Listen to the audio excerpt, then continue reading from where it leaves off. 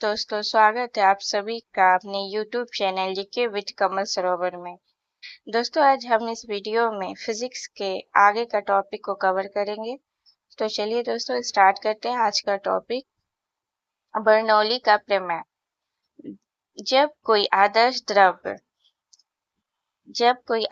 द्रव किसी नली में धारा रेखीय प्रवाह में बहता है तो उसके मार्ग के प्रत्येक बिंदु पर प्रत्येक एकांक आयतन की कुल ऊर्जा, दाब ऊर्जा, गतिज ऊर्जा एवं स्थितिज ऊर्जा का योग नियत होता है। इस प्रमेय पर आधारित बेंटूरीमीटर से नली में द्रव के प्रवाह की दर ज्ञात की जाती है। बर्नौली प्रमेय के अनुसार गतिज ऊर्जा के बढ़ाने से दाब घटता है तथा गतिज ऊर्जा के घटने से दाब बढ़ता है। बर्नौली प्रमेय ऊर्जा संरक्षण के सिद्धांत पर कार्य करता है। प्रत्यास्था पदार्थ का वो गुण है जिसके कारण वस्तु उस पर लगाए गए बाह्य बल से उत्पन्न किसी भी प्रकार के परिवर्तन का विरोध करती है तथा जैसे ही बल हटा लिया जाता है तो अपनी पूर्व अवस्था में वापस आ जाती है। प्रत्यास्था की विरूपक बल के परिमाण की वो सीमा जिससे कम बल लगाने पर पदार्थ में प्रत्यास्था का गुण बना रहता है तथा जिससे अधिक बल लगाने पर पदार्थ का प्रत्यास्था का गुण समाप्त हो जाता है, प्रत्यास्था की सीमा कहलाती है। विकृति: किसी तार पर विरूपक बल लगाने पर उसकी प्रारंभिक लंबाई L में वृद्धि स्मॉल l होती है तो स्मॉल l बटा कैपिटल L को विकृति कहते हैं। प्रतिबल: प्रति एकांक क्षेत्रफल पर लगाए गए बल को प्रतिबल कहते हैं। प्रत्यास्था का यंग मापांक: प्रतिबल और विकृति के अनुसार को तार के पदार्थ की प्रत्यास्था का यंग मापांक कहते हैं। हुक का नियम: प्रत्यास्था की सीमा में किसी वस्तु में उत्पन्न विकृति उस पर लगाए गए प्रतिबल के अनुक्रमानुपाती होती है, अर्थात प्रतिबल समानुपाती विकृति या प्रतिबल बटा विकृति इक्वल टू ई। ई एक नियतांक है इक्वल टू प्रत्यास्था का गुणांक। प्रत्यास्था गुणांक का मान भिन्न भिन्न पदार्थों के लिए भिन्न भिन्न होता है। इसका SI मात्रक न्यूटन मीटर प्रति स्क्वायर होता है जिसे पास्कल कहते हैं। यंग का प्रत्यास्था गुणांक: यदि विकृति अनुदैर्ध्य है तो प्रत्यास्था गुणांक को यंग प्रत्यास्था गुणांक कहते हैं। Y इक्वल टू अनुदैर्ध्य प्रतिबल बटा अनुदैर्ध्य विकृति। यदि विकृति आयतन में हो तो उसे आयतन प्रत्यास्था गुणांक कहते हैं। अपरूपण विकृति के लिए इसे दृढ़ता गुणांक कहते हैं। सरल आवर्त गति: आवर्त गति एक निश्चित पथ पर गति करती वस्तु जब एक निश्चित समय अंतराल के पश्चात बार बार अपनी पूर्व गति को दोहराती है तो इस प्रकार की गति को हम आवर्त गति कहते हैं। दोलन गति: किसी पिंड की साम्य स्थिति के इधर उधर गति करने को दोलन या कंपन गति कहते हैं।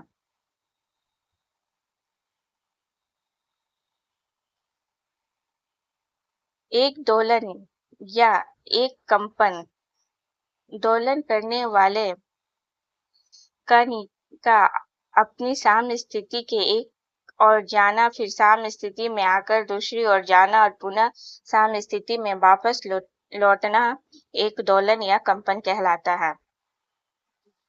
आवर्तकाल: एक दोलन पूरा करने के समय को आवर्तकाल कहते हैं। आवृत्ति: कंपन करने वाली वस्तु एक सेकेंड में जितना कंपन करती है उसे उसकी आवृत्ति कहते हैं। इसका SI मात्रक हर्ट्ज होता है। यदि आवृत्ति n तथा आवर्तकाल t हो तो n इक्वल टू 1 बटा t होता है। सरल आवर्त गति: यदि कोई वस्तु पर सरल रेखा मध्यमान स्थिति में इधर उधर इस प्रकार की गति करे कि वस्तु का त्वरण मध्यमान स्थिति के वस्तु के विस्थापन के अनुक्रमानुपाती हो तथा त्वरण की दिशा मध्यमान स्थिति की ओर हो तो उसकी गति सरल आवर्त गति कहलाती है।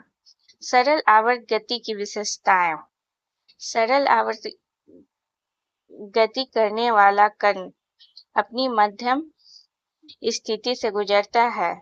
पहला, उस पर कोई बल कार्य नहीं करता। दूसरा, उसका त्वरण शून्य हो जाता है।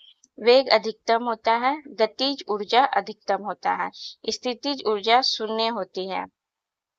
सरल आवर्त गति करने वाला कण अब अपनी गति के अंत बिंदुओं से गुजरता है।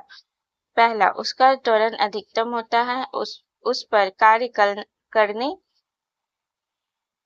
वाला प्रत्यान बल अधिकतम होता है। गतिज ऊर्जा शून्य होती है। चौथा, स्थितिज ऊर्जा अधिकतम होती है। पांचवा, वेग शून्य होता है। सरल लोलक। यदि एक भारहीन लंबाई में न बढ़ने वाले डोरी के निचले सिरे से पदार्थ के किसी गोल परंतु भारी कण को लटकाकर डोरी को किसी दृढ़ आधार से लटका दे तो इस समायोजन को सरल लोलक कहते हैं। यदि लोलक को साम्य स्थिति से थोड़ा विस्थापित करके छोड़ दे तो इस गति को सरल आवर्त गति कहते हैं। सरल लोलक का आवर्तकाल T = 2 पाई √1 L/G, जहाँ L डोरी के प्रभावी लंबाई, G गुरुत्वीय त्वरण है। निष्कर्ष, T समानुपाती √L अर्थात लंबाई बढ़ने पर T बढ़ जाएगा। यही कारण है कि यदि कोई लड़की झूला झूलते झूलते खड़ी हो जाए तो उसका गुरुत्व केंद्र ऊपर उठ जाएगा और प्रभावी लंबाई घट जाएगी, जिससे झूले का आवर्तकाल घट जाएगा, अर्थात झूला जल्दी जल्दी दोलन करेगा। दूसरा, आवर्तकाल लोलक के द्रव्यमान पर निर्भर नहीं करता है। अगर झूले वाली लड़की की बगल में कोई दूसरी लड़की आकर बैठ जाए तो आवर्तकाल पर कोई प्रभाव नहीं पड़ेगा।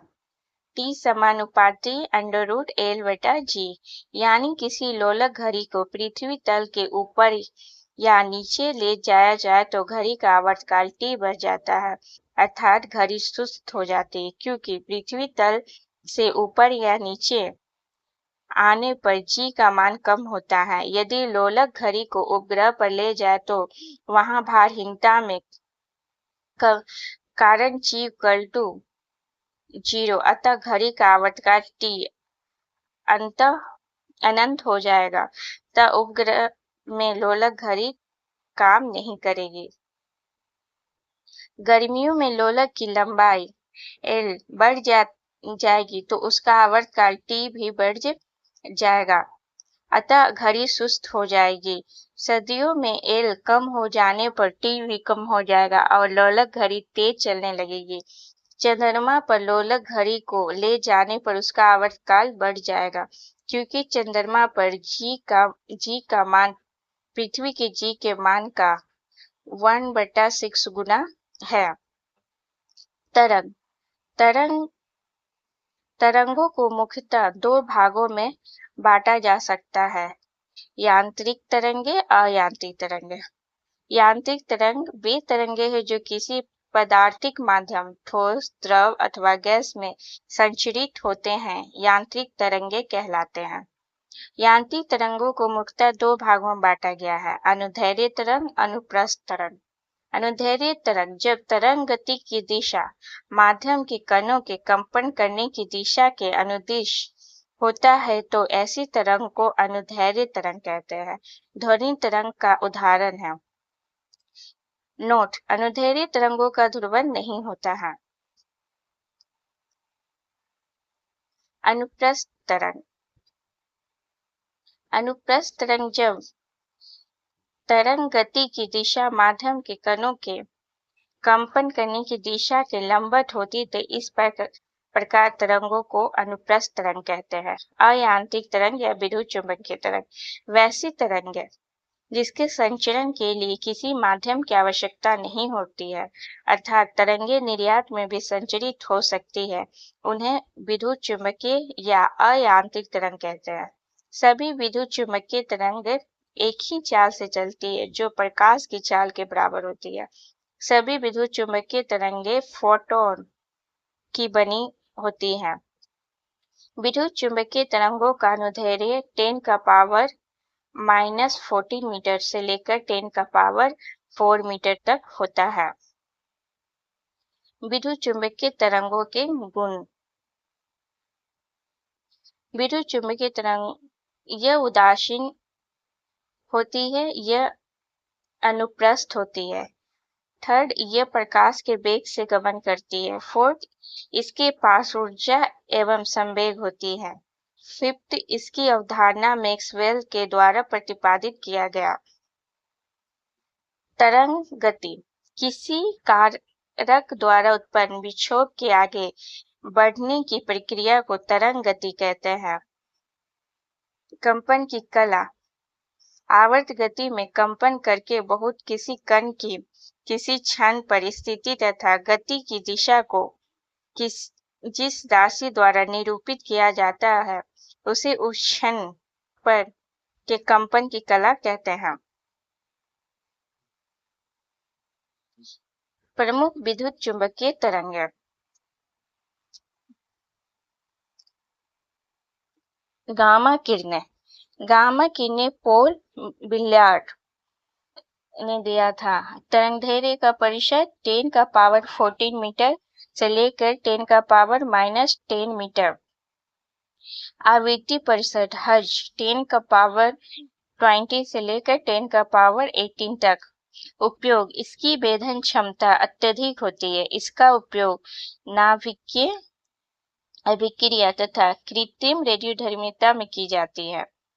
एक्स किरणें रोंजन 10⁻−10 मीटर से लेकर 10⁻−8 मीटर तक। आवृत्ति परिषद 10⁻18 से 10⁻16 तक। चिकित्सा एवं औद्योगिक क्षेत्र में इसका उपयोग किया जाता है। पारावैंगनिक किरणें इसकी खोजकर्ता रीटर्स है। इसका तरंगदैर्घ्य 10⁻−8 मीटर से 10⁻−7 मीटर है। आवृत्ति परिषद 10⁻16 से लेकर 10⁻14 तक। शिकायत करने, प्रकाश विद्युत प्रभाव को उत्पन्न करने, बैक्टीरिया को नष्ट करने एवं रूपीय जांचने में इसका उपयोग किया जाता है। दृश्य विकिरण इसकी खोज न्यूटन ने की थी। तरंगदैर्घ्य परिषद 3.9 × 10⁻⁻7 मीटर से 7.8 × 10⁻⁻7 मीटर तक है। आवृत्ति 10⁻14 से 10⁻12 तक। इसे हमें वस्तु दिखलाई पड़ती है। इसे आवर्त विकिरण हर्शेल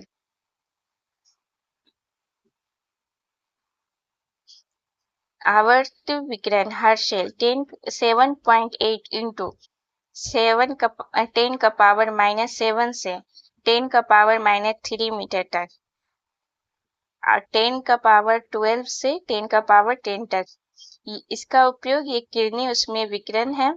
ये जिस वस्तु पर पड़ती है उसका ताप बढ़ जाता है। उसका उपयोग कोहरे में फोटोग्राफी करने एवं रोगियों की सेकाई करने में किया जाता है। लघु रेडियो तरंग या हर्ट्जियन तरंगें इसके खोजकर्ता हेनरी हर्ट्ज थे। इसका 10⁻³ मीटर से 1 मीटर तक है। 10⁻10 से 10⁻8 तक। रेडियो इसका उपयोग रेडियो, टेलीविजन एवं टेलीफोन में इसका उपयोग होता है। दीर्घ रेडियो तरंगें के खोजकर्ता मार्कोनी थे।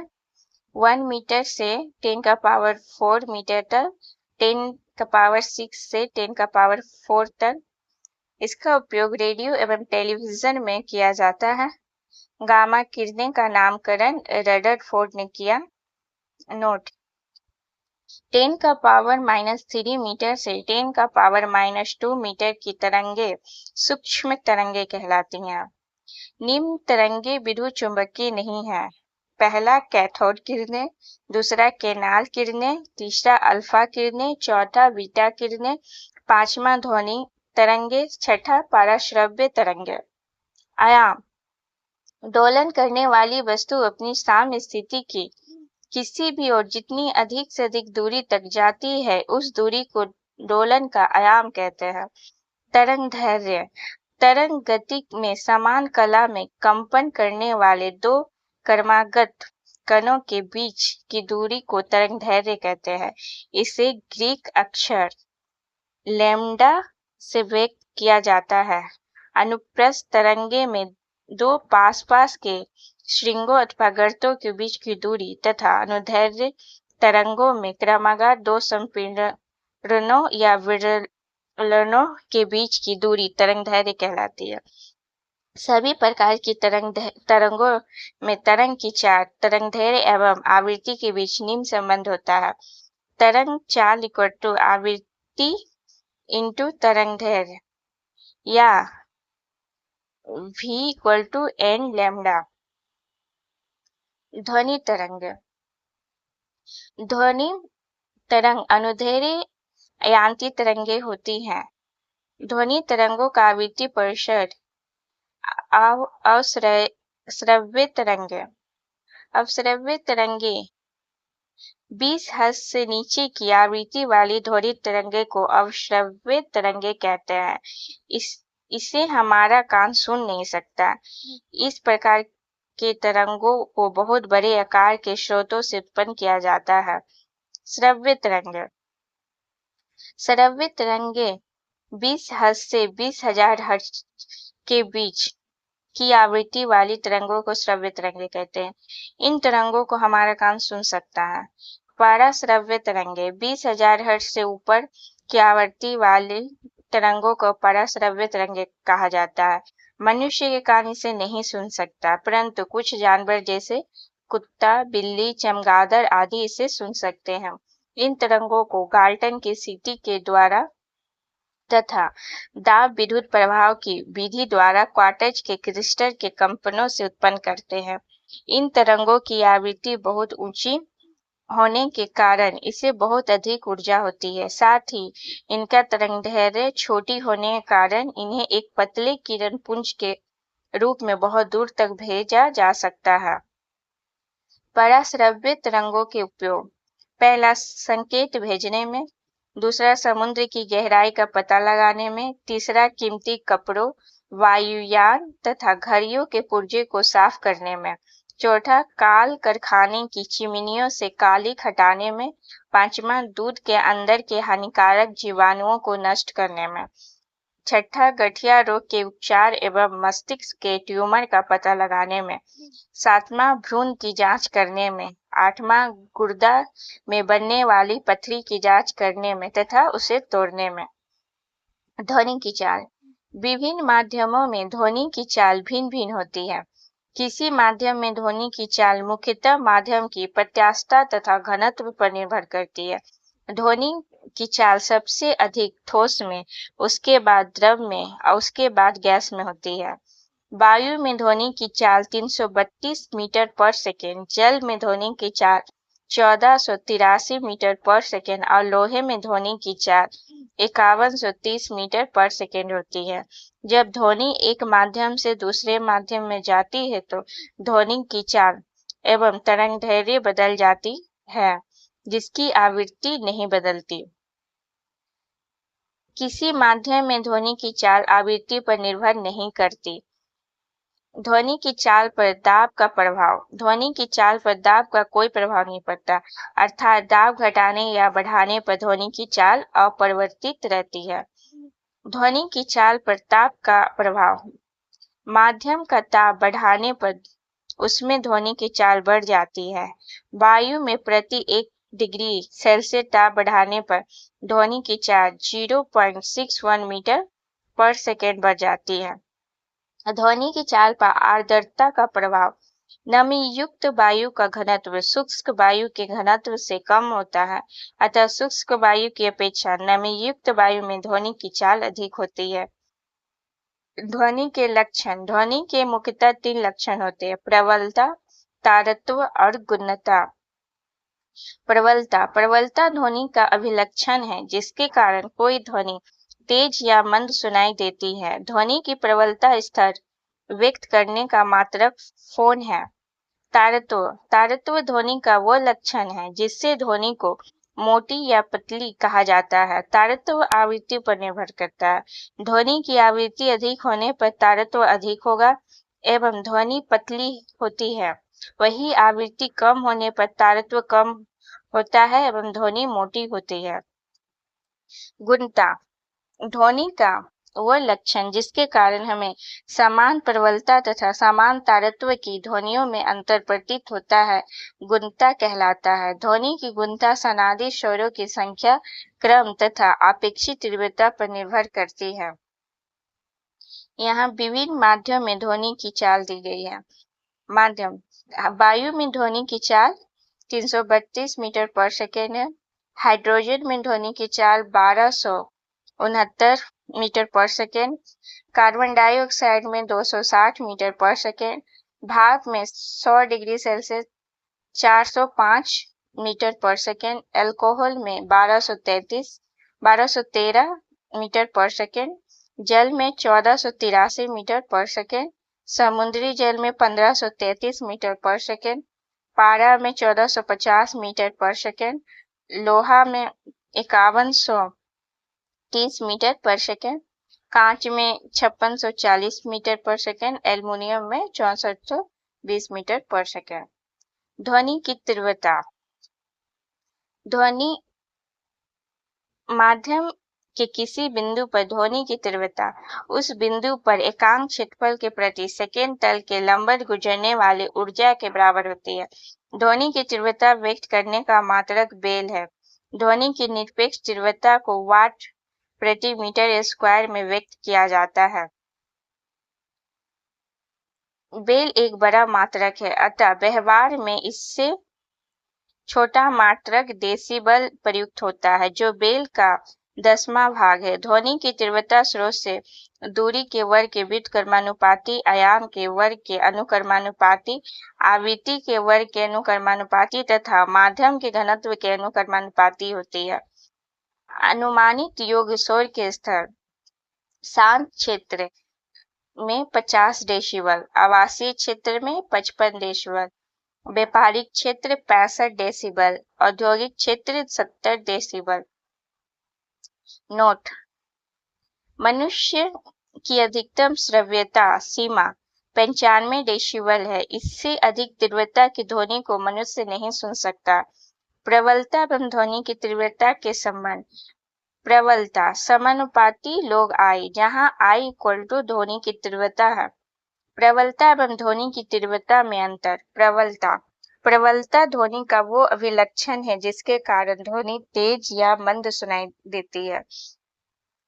ध्वनि की तीव्रता ध्वनि ऊर्जा का वो परिमाण है जो ध्वनि संचरण की दिशा के लंबवत खींचे गए इकाई क्षेत्रफल से प्रति सेकंड गुजरती है। प्रबलता चेतन संबंधी है। ध्वनि की तीव्रता वस्तुनिष्ठ है। प्रबलता को मापा नहीं जा सकता, ध्वनि की तीव्रता को मापा जा सकता है।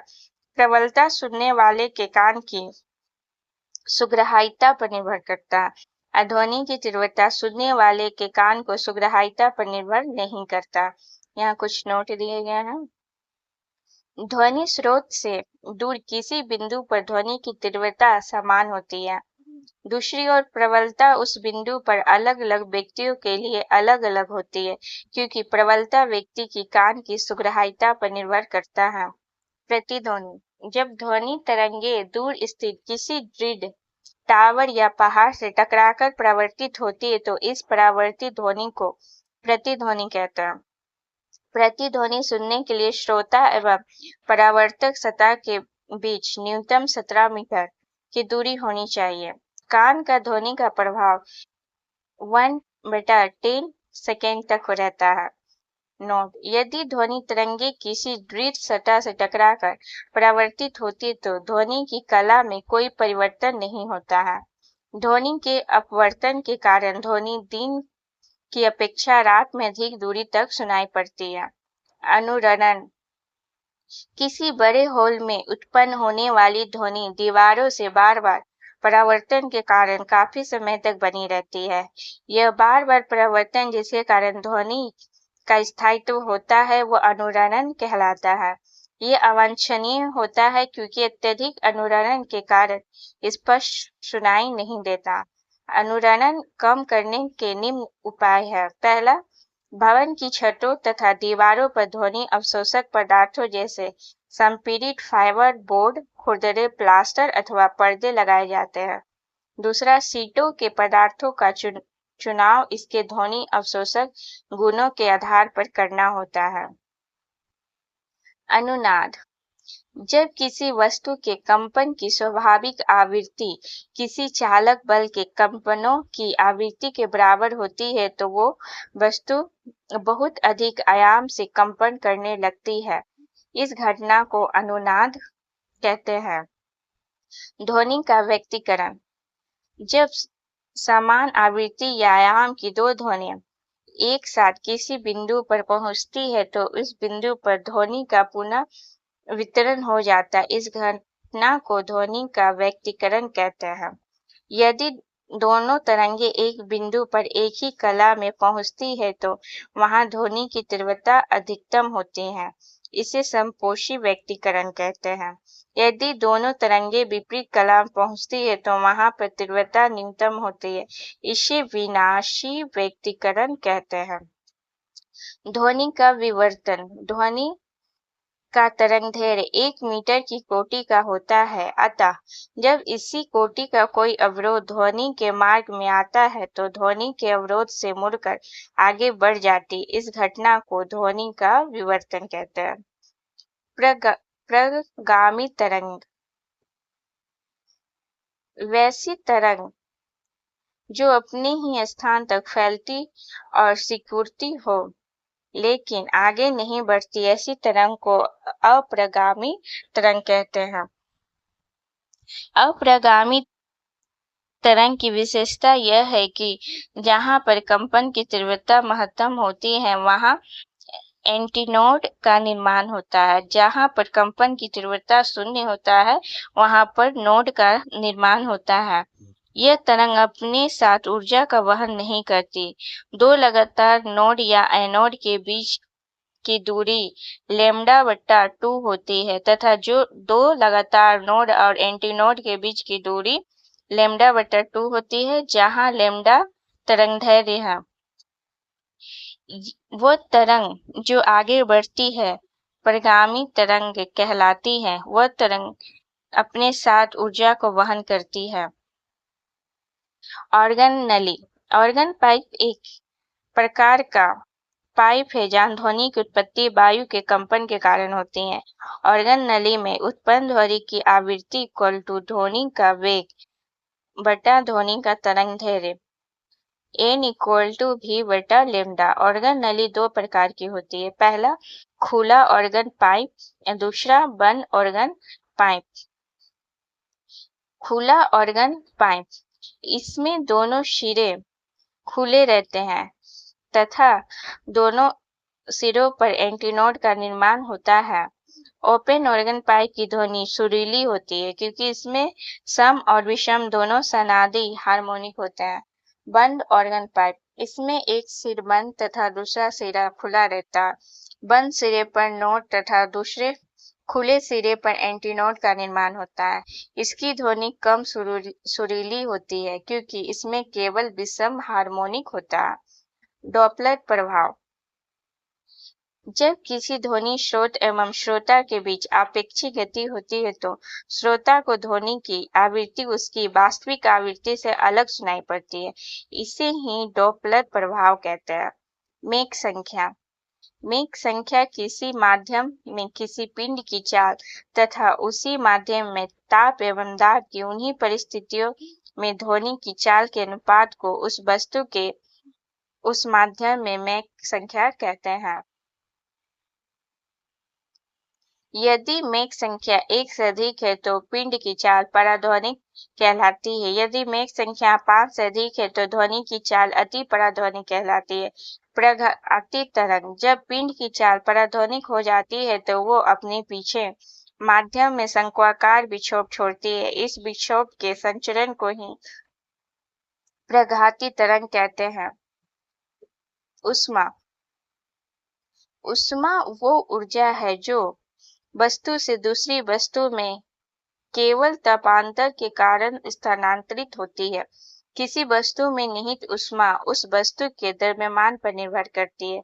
यदि कार्य W ऊष्मा Q में बदलता है तो W/Q = J या W =JQ, जहाँ J एक नियतांक है जिसे ऊष्मा का यांत्रिक तुल्यांक कहते हैं। J का मान 4.186 जूल कैलोरी होता है, जिसका तात्पर्य ये हुआ कि यदि 4.186 जूल का यांत्रिक कार्य किया जाए तो उत्पन्न ऊष्मा की मात्रा 1 कैलोरी होगी। ऊष्मा की मात्रक ऊष्मा का SI मात्रक जूल है। प्रयोग भी किया जाता है। कैलोरी कैलोरी 1 ग्राम जल का ताप 1 डिग्री सेल्सियस बढ़ाने के लिए आवश्यक ऊष्मा की मात्रा को कैलोरी कहते हैं। अंतर्राष्ट्रीय कैलोरी 1 ग्राम शुद्ध जल का ताप 14.5 डिग्री सेल्सियस से 15.5 डिग्री सेल्सियस तक बढ़ाने के लिए आवश्यक ऊष्मा की मात्रा को 1 कैलोरी कहा जाता है। ब्रिटिश थर्मल यूनिट 1 पौंड जल का ताप 1 डिग्री फ़ारेनहाइट बढ़ाने के लिए आवश्यक ऊष्मा की मात्रा को 1 ब्रिटिश थर्मल यूनिट कहते हैं। ताप वो भौतिक कारक है जो एक वस्तु से दूसरी वस्तु में ऊष्मीय ऊर्जा के प्रवाह की दिशा निश्चित करता है। अर्थात किसी कारण से ऊर्जा स्थानांतरित होती है तो उसे ताप कहते हैं। यहाँ विभिन्न मात्रकों में संबंध दिया गया। 1 British thermal unit = 252 calorie. 1 calorie = 4.186 joule. 1 kilo calorie = 4146 joule = 1000 calorie.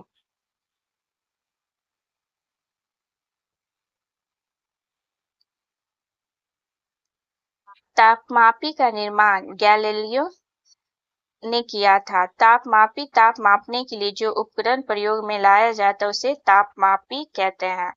निम्न प्रकार के ताप मापने पैमाने प्रचलित हैं। पहला, सेल्सियस पैमाना। इस पैमाने का आविष्कार स्वीडन के वैज्ञानिक सेल्सियस ने किया था। इस पैमाने में हिमांक को 0 डिग्री सेल्सियस व भाप बिंदु को 100 डिग्री सेल्सियस अंकित किया जाता है तथा इनके बीच की दूरी को 100 बराबर भागों में बांट देते हैं। प्रत्येक भाग को 1 डिग्री सेंटीग्रेड कहते हैं।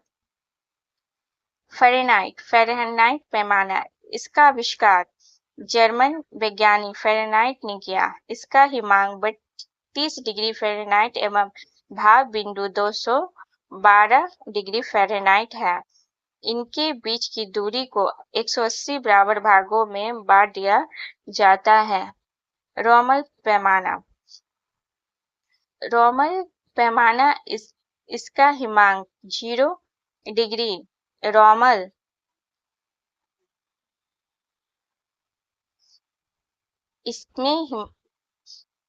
इसका हिमांक 0 डिग्री रोमल एवं भाप बिंदु 80 डिग्री रोमल है।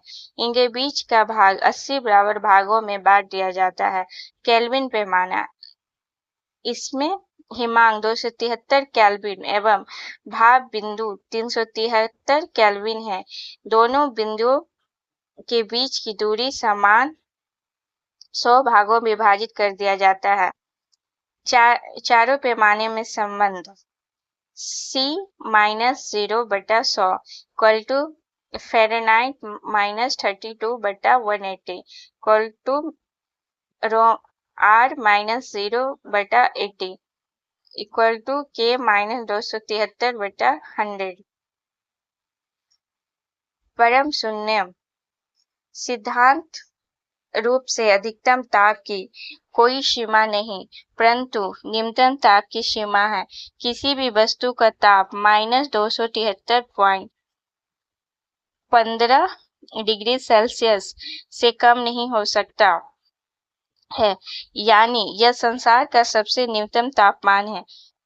इसे परम शून्य ताप कहते हैं। केल्विन पैमाने पर 0 केल्विन लिखते हैं, अर्थात 0 kelvin equal to -273.15 degree Celsius एवं 273.16 kelvin equal to 0 degree Celsius. पहले सेल्सियस पैमानों को सेंटीग्रेड पैमाना कहा जाता था। केल्विन में व्यक्त ताप में डिग्री नहीं लिखा जाता है। पारा -39 डिग्री सेल्सियस पर जमता है, अतः इससे निम्न ताप ज्ञात करने के लिए अल्कोहल तापमापी का प्रयोग किया जाता है। अल्कोहल -115 डिग्री सेल्सियस पर जमता है। मानव शरीर का तापमान 19.8 डिग्री फ़ारेनहाइट तथा 37 डिग्री फ़ारेनहाइट होता है। द्रव तापमापी पारा तापमापी लगभग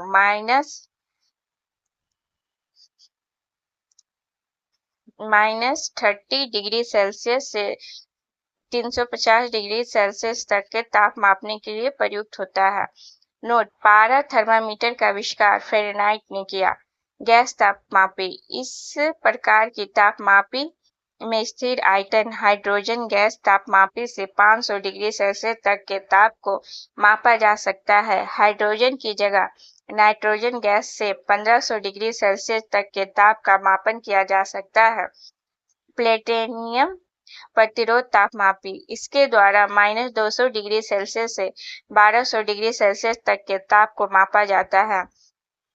ताप युग्म तापमापी: इसका उपयोग -200 डिग्री सेल्सियस से 1600 डिग्री सेल्सियस तक के तापों के मापन के लिए किया जाता है। पूर्ण विकिरण तापमापी: इस तापमापी में दूर स्थित वस्तु के ताप को मापा जाता है, जैसे सूर्य का ताप। इसके द्वारा प्रायः 800 डिग्री सेल्सियस से ऊंचे ताप ही मापे जाते हैं, इससे नीचे का ताप नहीं, क्योंकि इससे कम ताप की वस्तुएं उसमें विकिरण उत्सर्जित नहीं करती। यह तापमापी स्टीफेन के नियम पर आधारित है, जिसके अनुसार उच्च ताप पर किसी वस्तु से उत्सर्जित विकिरण की मात्रा इसके परमताप के चतुर्थ घात के अनुक्रमानुपाती होती है। नोट: क्लिनिकल थर्मामीटर का आविष्कार सर थॉमस क्लिफोर्ड एल्बर्ट ने किया था। इस थर्मामीटर में तापमान को 35 डिग्री सेल्सियस से 42 डिग्री सेल्सियस तक ही पढ़ा जाता है। विशिष्ट ऊष्मा: किसी पदार्थ की विशिष्ट ऊष्मा की वह मात्रक है जो उस पदार्थ के एकांक द्रव्यमान में एकांक ताप वृद्धि उत्पन्न करती है। इसे प्रायः C द्वारा व्यक्त किया जाता है। विशिष्ट ऊष्मा का ऐसा मात्रक जूल प्रति किलोग्राम प्रति केल्विन होता है। 1 ग्राम जल का ताप 1 डिग्री सेल्सियस बढ़ाने के लिए 1 कैलोरी ऊष्मा की आवश्यकता होती है, अतः जल की विशिष्ट ऊष्माधारिता 1 कैलोरी प्रति ग्राम डिग्री सेल्सियस होता है। जल की विशिष्ट ऊष्माधारिता अन्य पदार्थों की तुलना में सबसे अधिक। ऊष्मीय प्रसार: किसी वस्तु को गर्म करने पर इसकी लंबाई, क्षेत्रफल एवं आयतन में वृद्धि होती है। लंबाई में वृद्धि की माप की रेखीय प्रसार गुणांक, क्षेत्रफल की वृद्धि की माप क्षेत्रीय प्रसार गुणांक तथा आयतन में वृद्धि को आयतन प्रसार गुणांक द्वारा व्यक्त किया जाता है। अल्फा, बीटा एवं गामा में संबंध: अल्फा अनुपात बीटा अनुपात गामा समानुपाती 1:2:3 और बीटा इक्वल टू 2 अल्फा तथा गामा इक्वल टू 3 अल्फा।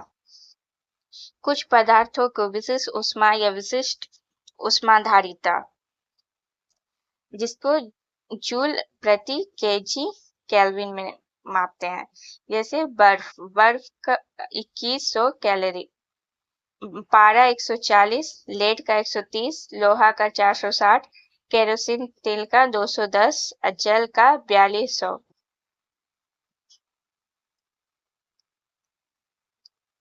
जल का असामान्य प्रसार: प्रायः सभी द्रव गर्म किए जाने पर आयतन में बढ़ते हैं, परंतु जल 0 डिग्री सेंटीग्रेड से 4 डिग्री सेल्सियस तक गर्म करने पर आयतन में घटता है तथा 4 डिग्री सेल्सियस के बाद गर्म करने पर आयतन में बढ़ना शुरू कर देता है। इसका अर्थ यह है कि 4 डिग्री सेल्सियस पर जल का घनत्व अधिकतम होता है। नोट: ठोस कार्बन डाइऑक्साइड को सूखी बर्फ ड्राई आइस कहा जाता है क्योंकि यह समान बर्फ की तरह द्रव में परिवर्तित नहीं होती है बल्कि ठोस से सीधे गैस में परिवर्तित होती है। ऊष्मा का संचरण।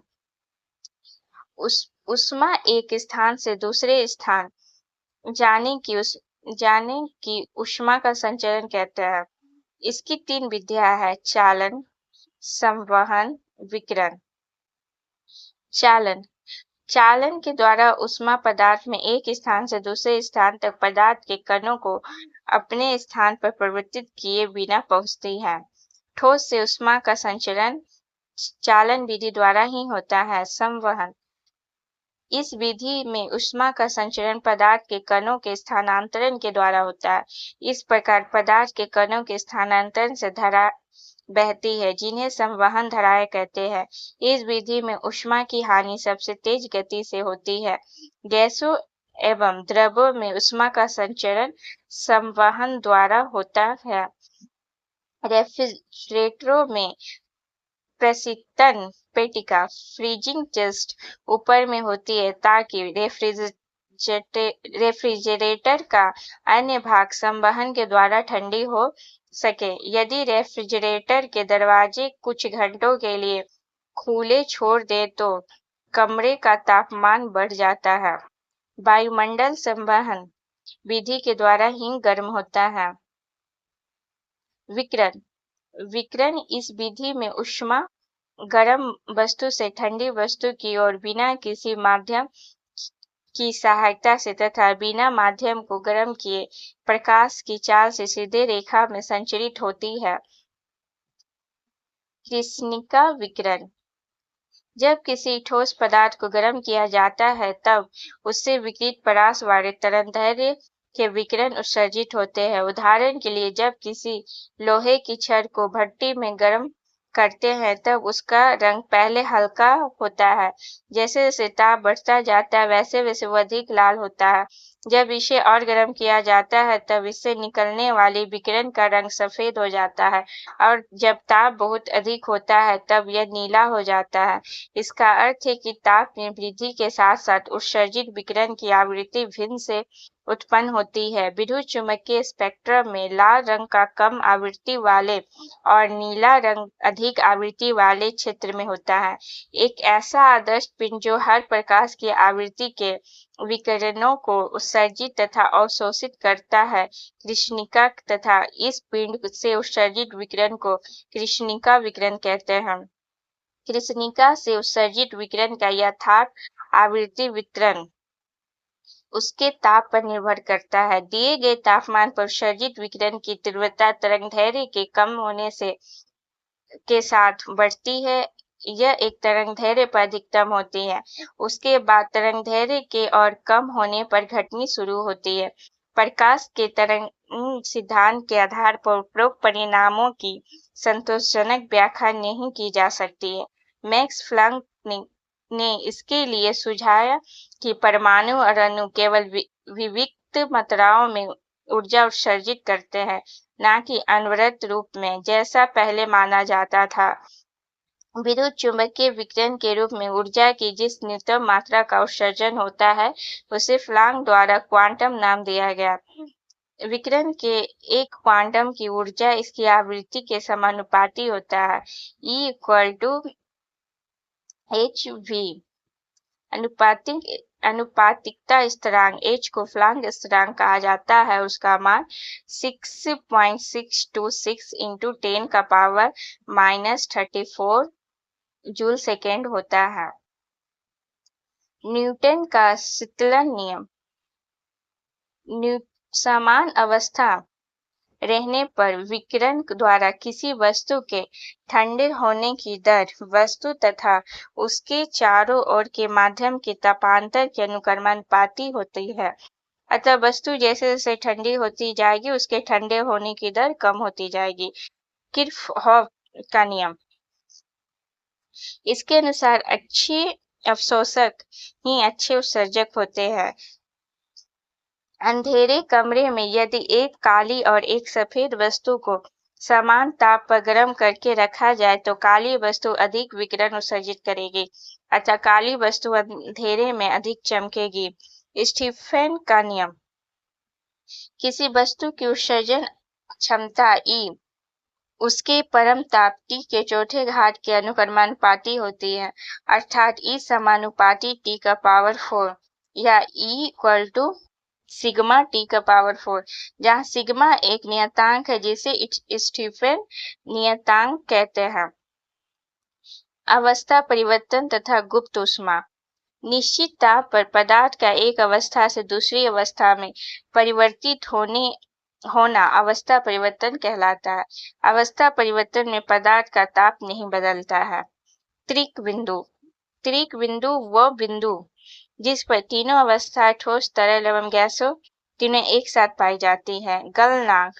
निश्चित ताप पर ठोस का द्रव में बदलना गलन कहलाता है तथा इस निश्चित ताप को ठोस का गलनांक कहते हैं। हिमांक। निश्चित ताप पर द्रव का ठोस में बदलना हिमीकरण कहलाता है तथा इस निश्चित ताप को द्रव का हिमांक कहते हैं। प्रायः गलनांक एक हिमांक के बराबर होता है जो पदार्थ से द्रव में बदलने पर सिकुड़ते हैं, जैसे बर्फ। उनका गलनांक दाब बढ़ाने पर घटता है तथा जो पदार्थ ठोस के द्रव में बदलने पर फैलते हैं उनका गलनांक दाब बढ़ाने से पर बढ़ता है। अशुद्धि मिलाने से जैसे बर्फ में नमक मिलाने से गलनांक घटता है। क्वथनांक। निश्चित ताप पर द्रव का वाष्प में बदलना निश्चित ताप पर द्रव का वाष्प में बदलना वाष्पन कहलाता है तथा इस निश्चित ताप को द्रव का क्वथनांक कहते हैं। संघनन। निश्चित ताप पर वाष्प का द्रव में बदलना संघनन कहलाता है। प्रायः क्वथनांक एवं संघनन ताप समान होता है। दाब बढ़ाने पर क्वथनांक बढ़ता है और दाब घटाने पर क्वथनांक घटता है। प्रेशर कुकर में दाब बढ़ने पर जल का क्वथनांक बढ़ जाता है जिससे जल की गुप्त ऊष्मा का मान बढ़ जाता है। फलस्वरूप खाना जल्दी पक जाता है। इसके विपरीत पहाड़ों पर दाब कम होने के कारण क्वथनांक घट जाता है, इसलिए खाना देरी से पकता है। अशुद्धि मिलाने से भी द्रव का क्वथनांक बढ़ता है। गुप्त ऊष्मा। नियत ताप पर पदार्थ की अवस्था में परिवर्तन के लिए ऊष्मा की आवश्यकता होती है। इससे ही पदार्थ की गुप्त ऊष्मा कहते हैं। गलन की गुप्त ऊष्मा। नियत ताप पर ठोस के एकांक द्रव्यमान को द्रव में बदलने के लिए आवश्यक ऊष्मा की मात्रा को ठोस की गलन की गुप्त ऊष्मा कहते हैं। बर्फ के लिए गलन की गुप्त ऊष्मा का मान 80 कैलोरी प्रति ग्राम है। वाष्पन की गुप्त ऊष्मा। नियत ताप पर द्रव के एकांक द्रव्यमान को वाष्प में बदलने के लिए आवश्यक ऊष्मा की मात्रा को द्रव की वाष्पन की गुप्त ऊष्मा कहते हैं। जल के लिए वाष्पन की गुप्त ऊष्मा का मान 540 कैलोरी प्रति ग्राम है।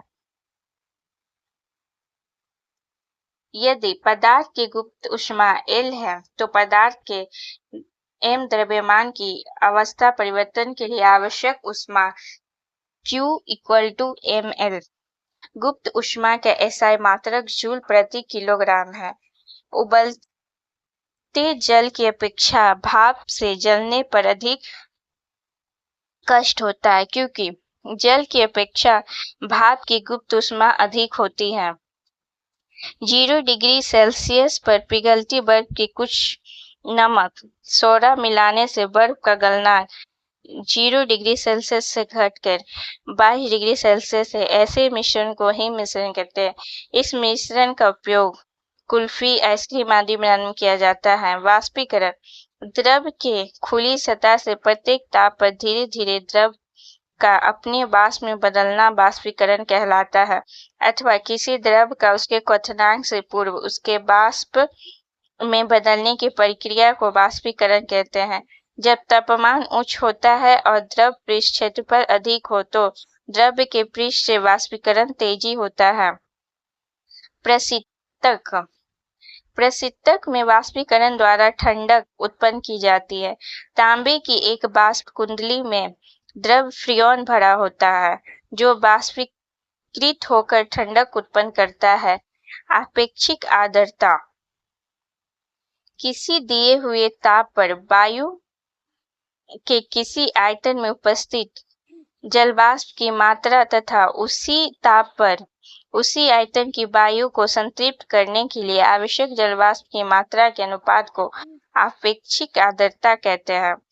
इस अनुपात में 100 से गुणा करते हैं क्योंकि आपेक्षिक आर्द्रता को प्रतिशत में व्यक्त किया जाता है, इसका कोई इकाई नहीं होती है। आपेक्षिक आर्द्रता को हाइग्रोमीटर से नामक यंत्र का इस्तेमाल करते हैं। मापने के लिए हाइग्रोमीटर नामक यंत्र का इस्तेमाल करते हैं। नियत जलवाष्प पर ताप बढ़ने पर आपेक्षिक आर्द्रता घट जाती है। ओस बनाने के लिए 100% आपेक्षिक आर्द्रता होनी चाहिए। वातानुकूलन सामान्यतः मनुष्य के स्वास्थ्य व अनुकूल जलवायु के लिए निम्न परिस्थितियां होनी चाहिए। पहला, ताप 23 डिग्री सेल्सियस से 25 डिग्री सेल्सियस। दूसरा, अपेक्षिक आर्द्रता 60% से 65% के बीच। तीसरा, वायु की गति 0.75 मीटर प्रति मिनट से 2.5 मीटर प्रति मिनट तक। ऊष्मागतिकी का प्रथम नियम। ऊष्मागतिकी का प्रथम नियम मुख्यतः ऊर्जा संरक्षण को प्रदर्शित करता है। इस नियम के अनुसार किसी निकाय को दी जाने वाली ऊष्मा दो प्रकार के कार्यों में व्यय होती है। पहला, निकाय की आंतरिक ऊर्जा में वृद्धि करने में, जिससे निकाय का ताप बढ़ता है। दूसरा, बाह्य कार्य करने में। समतापी प्रक्रम, जब किसी निकाय में कोई परिवर्तन इस प्रकार हो कि निकाय का ताप पूरी क्रिया में स्थिर रहे, तो उस परिवर्तन को समतापी परिवर्तन कहते हैं। रुद्धोष्म प्रक्रम, यदि किसी निकाय में कोई परिवर्तन इस प्रकार हो कि प्रक्रिया के दौरान निकाय न तो बाहरी माध्यम को ऊष्मा दे और न ही उससे कोई ऊष्मा ले, तो उस परिवर्तन को रुद्धोष्म परिवर्तन कहते हैं। कार्बन डाइऑक्साइड का अचानक प्रसार होने पर वो शुष्क बर्फ के रूप में बदल जाता है, से रुद्धोष्म परिवर्तन का उदाहरण है। ऊष्मागतिकी का दूसरा नियम। ऊष्मागतिकी का प्रथम नियम ऊष्मा की प्रवाहित होने की दिशा नहीं बताता। ऊष्मागतिकी का द्वितीय नियम ऊष्मा के प्रवाहित होने की दिशा को व्यक्त करता है। इस नियम को दो कथनों के रूप में व्यक्त किया जाता है, जो निम्न है। पहला, केल्विन के कथन के अनुसार ऊष्मा का पूर्णतः कार्य में परिवर्तन असंभव है। दूसरा, क्लॉसियस के कथन के अनुसार ऊष्मा अपने कम ताप की वस्तु से अधिक ताप की वस्तु की ओर प्रवाहित नहीं हो सकती। थैंक यू दोस्तों, इस वीडियो में इतना ही। अब आगे का क्लास में और अलग टॉपिक डिस्कस करेंगे।